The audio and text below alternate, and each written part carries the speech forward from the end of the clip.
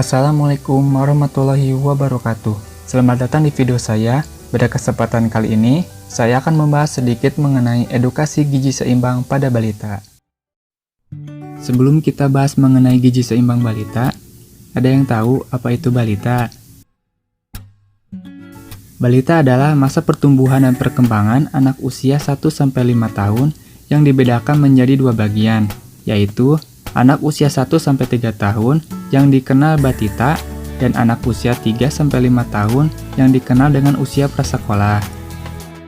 Dalam fase awal kehidupan anak, terdapat fase yang sangat penting dan berperan dalam proses pertumbuhan dan perkembangan anak, yaitu Golden Age atau periode usia emas, terjadi pada 1000 hari awal kehidupan anak. Periode emas merupakan waktu di mana otak anak mengalami perkembangan paling cepat dalam masa pertumbuhannya. Dalam masa awal pertumbuhan anak, beberapa penelitian menunjukkan adanya lebih dari 100 miliar sel saraf yang berperan dalam masa pertumbuhan anak yang dapat mempengaruhi tingkat kecerdasan anak. Pada fase ini, berlangsung perkembangan kematangan fungsi fisik dan psikis pada anak untuk merespons stimulasi dari lingkungan sekitarnya, untuk mengembangkan kemampuan motorik sosial dan psikis anak. Periode ini, jika terjadi kekurangan maupun kelebihan zat gizi pada anak, umumnya irreversibel dan akan berdampak pada kualitas hidup jangka pendek dan jangka panjang pada anak kedepannya. Nah, usia balita cukup rentan terhadap berbagai penyakit seperti kelebihan atau kekurangan asupan nutrisi tertentu. 1000 hari awal kehidupan ini terdiri dari atas 9 bulan, ditambah 6 bulan, ditambah 18 bulan, menjadi 1000 hari atau 2 tahun. 9 bulan pertama adalah masa tumbuh kembang anak saat masih dalam kandungan atau disebut dengan prenatal. Lalu selebihnya postnatal, yaitu setelah anak lahir sampai usia 2 tahun. Pada 9 bulan pertama, anak masih dalam kandungan ibu, sehingga kebutuhan nutrisi anak tergantung dengan ibunya pada masa kehamilan. Untuk usia 6 bulan setelah lahir, untuk kebutuhan nutrisinya sepenuhnya didapatkan dari ASI eksklusif. Sedangkan anak dari usia 6 bulan sampai 18 bulan atau 2 tahun, anak dapat diberikan ASI akan tetapi ditambah dengan pendamping ASI atau disebut dengan MPASI. Karena pada masa ini pemberian ASI saja tidak cukup untuk memenuhi tumbuh kembang anak yang sangat pesat pada anak. Kemudian, apa itu pertumbuhan dan perkembangan? Pertumbuhan adalah bertambahnya ukuran dan jumlah sel serta jaringan intraseluler, berarti bertambahnya ukuran fisik dan struktur tubuh sebagian atau keseluruhan, sehingga dapat diukur dengan satuan panjang dan berat. Kemudian, perkembangan adalah bertambahnya struktur dan fungsi tubuh yang lebih kompleks dalam kemampuan gerak kasar, gerak halus, bicara, dan bahasa serta sosialisasi dan kemandirian. Pengertian gizi.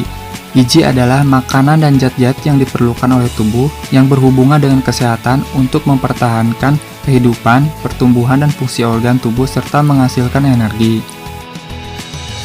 Apa pentingnya gizi pada balita? Yang pertama, sebagai sumber zat tenaga bagi balita. Zat tenaga diperlukan tubuh untuk melakukan aktivitas fisik. Bagi balita, tenaga diperlukan untuk melakukan aktivitasnya serta pertumbuhan dan perkembangannya. Oleh karena itu, kebutuhan zat gizi sumber tenaga balita relatif lebih besar daripada orang dewasa. Zat tenaga dapat diperoleh dari makanan yang mengandung karbohidrat dan lemak. Kemudian yang kedua, sebagai sumber zat pembangun bagi balita. Selain makanan sumber tenaga, balita juga memerlukan makanan sumber protein sebagai zat pembangun yang berfungsi bertumbuh fisik dan perkembangan organ-organ tubuh balita dan memelihara fungsi tubuh. Terdapat dua macam sumber protein, yaitu sumber protein hewani dan nabati. Keduanya sama pentingnya. Protein hewani bisa diperoleh dari daging, hati, ikan, telur, susu, dan olahan lainnya. Sedangkan protein nabati bisa diperoleh dari kacang-kacangan seperti kacang merah, kacang hijau, kacang tanah, kacang kedelai, dan hasil olahan lainnya seperti tahu, tempe, dan lain-lain. Ketiga, sebagai zat pengatur bagi balita. Zat pengatur juga diperlukan dalam pengaturan proses metabolisme dalam tubuh. Yang berfungsi sebagai zat pengatur adalah vitamin dan mineral. Sumber vitamin dan mineral terdapat pada sayuran dan buah-buahan segar.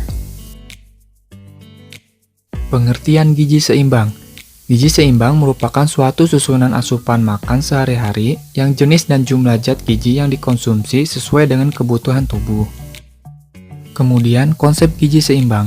Konsep gizi seimbang adalah suatu usaha untuk mencapai keseimbangan antar kebutuhan tubuh akan gizi dengan asupan yang didapat melalui makanan.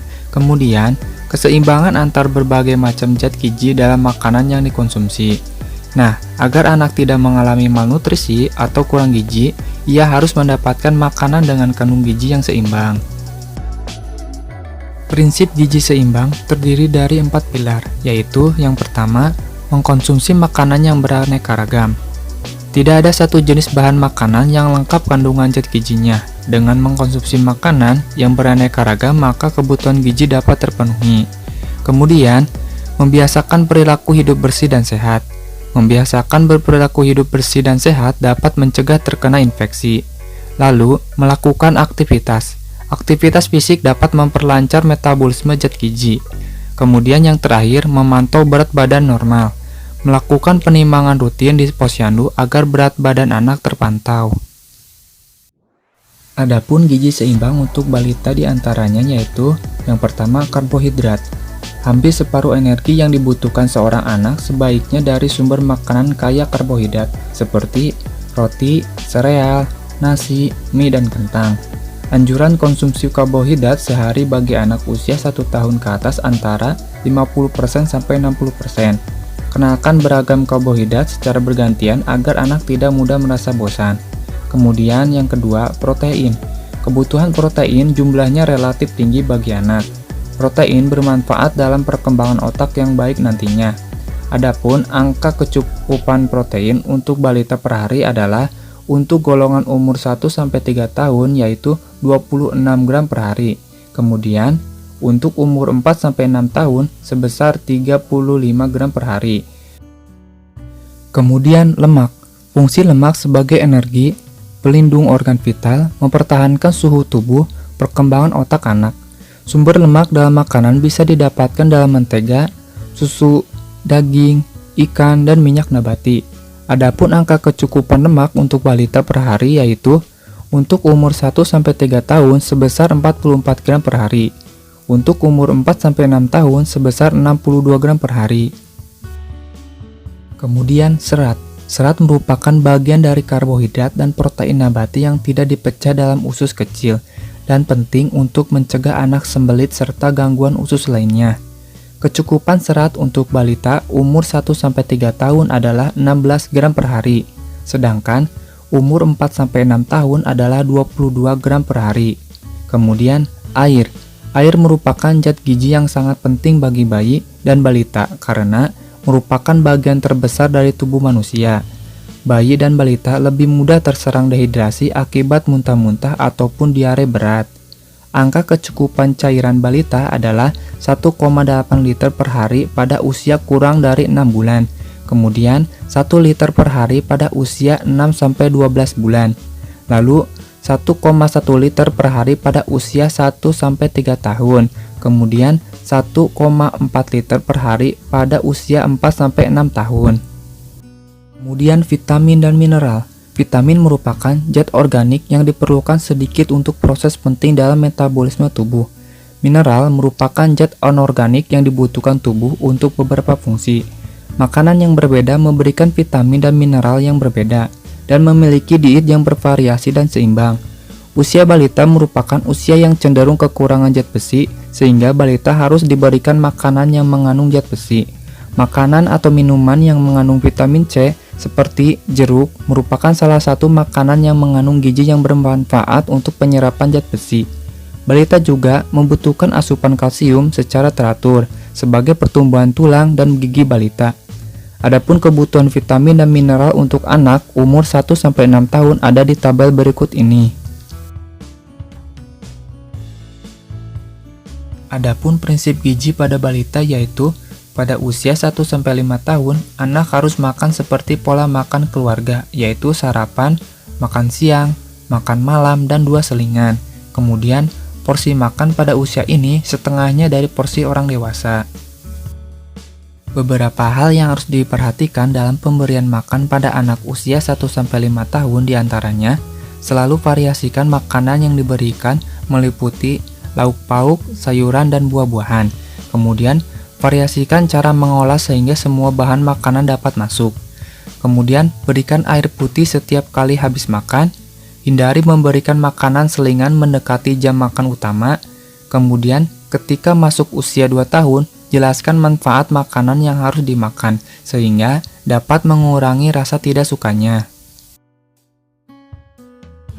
Pentingnya kebutuhan gizi seimbang balita yaitu agar anak tumbuh dengan sehat, kemudian agar anak terbiasa untuk melakukan pola hidup sehat, lalu karena kebutuhan zat gizi pada anak meningkat seiring dengan bertambahnya usia, kemudian agar makanan yang dikonsumsi balita sesuai dengan usianya. Kebutuhan gizi seimbang untuk anak berbeda-beda tergantung dari jenis kelamin, usia, berat badan, aktivitas fisik, proses pertumbuhan, kemudian kondisi kesehatan. Makanan sesuai umur balita. Nah, untuk umur 0-6 bulan hanya diberikan ASI eksklusif saja. Untuk usia 6-9 bulan, ASI bisa diteruskan dengan MPASI yaitu makanan lumat. Untuk usia 9-12 bulan, ASI bisa diteruskan ditambah dengan makanan lembik. Untuk usia 12-24 bulan, masih bisa diteruskan ASI dengan ditambah makanan keluarga. Kemudian, untuk usia 24 bulan ke atas, makanan keluarga. Adapun contoh porsi makan anak usia 1-3 tahun.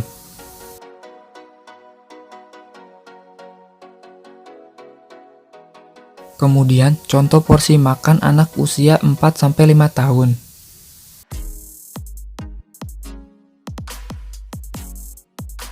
Kemudian, contoh menu makan balita.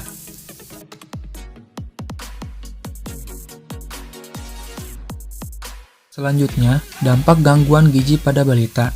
Untuk jangka pendeknya yaitu perkembangan otak terganggu, pertumbuhan fisik tidak optimal, kemudian perkembangan organ metabolik tidak optimal. Kemudian untuk pada jangka panjang terdiri dari yang pertama stunting atau pendek, kemudian obesitas atau diabetes, kemudian yang ketiga menurunnya kemampuan kognitif dan pendidikan. Lalu, masalah gizi pada usia balita dapat ditemukan yaitu diantaranya yang pertama, kurang energi protein, diantaranya kwashiorkor dan marasmus. Kemudian yang kedua, kurang vitamin A. Kemudian yang ketiga, anemia gizi besi. Kemudian yang keempat, gangguan akibat kekurangan yodium. Antara asupan zat gizi dan pengeluaran harus ada keseimbangan, sehingga diperoleh status gizi yang baik. Status gizi balita dan penilaian tumbuh anak dapat dipantau dengan pengukuran atau prometi setiap bulan, terdiri dari berat badan anak, panjang badan, lingkar kepala, lingkar lengan atas anak, dan dicocokkan dengan kartu menuju sehat atau KMS. Untuk penilaian perkembangan anak dapat dilakukan dengan kartu KPSP atau kartu pra-screening perkembangan. Jadi, kesimpulannya adalah agar anak sehat, status gizi harus baik. Bila status gizi baik, tumbuh kembang anak akan optimal. Mungkin itu saja yang bisa saya sampaikan mengenai gizi seimbang pada balita. Kurang lebihnya mohon maaf, semoga bermanfaat. Wassalamualaikum warahmatullahi wabarakatuh.